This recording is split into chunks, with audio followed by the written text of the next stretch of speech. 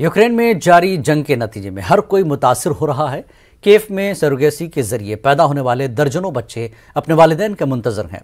फ़ज़ाई हमलों और पाबंदियों के सबब इन बच्चों के बायोलॉजिकल वालिदैन उन तक पहुंचने से कासिर हैं। देखिए रिपोर्ट।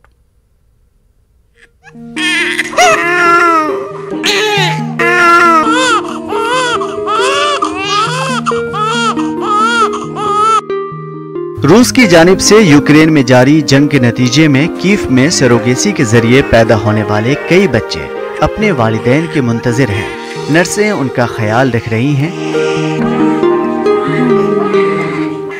बरतानवी नशरियाती स्काई न्यूज़ के मुताबिक कीव में शेल्टर होम्स में 20 से ज्यादा सरोगेट बच्चे वालिदैन का इंतजार कर रहे हैं।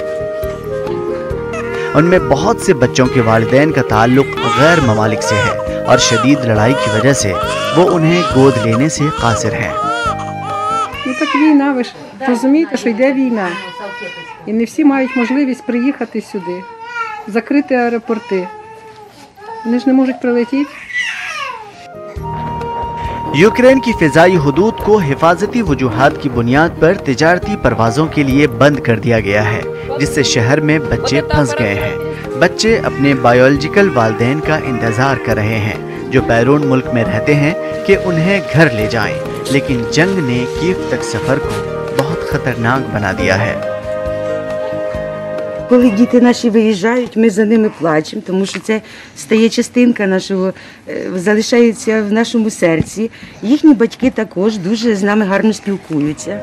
रूसी हमले के बाद यूक्रेन के कई अस्पतालों में तिब्बी खदमात मुअत्तल होकर रह गई है। कुछ अस्पताल सलामत हैं, लेकिन वहाँ जख्मियों की तादाद इस कदर है कि अद्वियात कम पड़ रही हैं।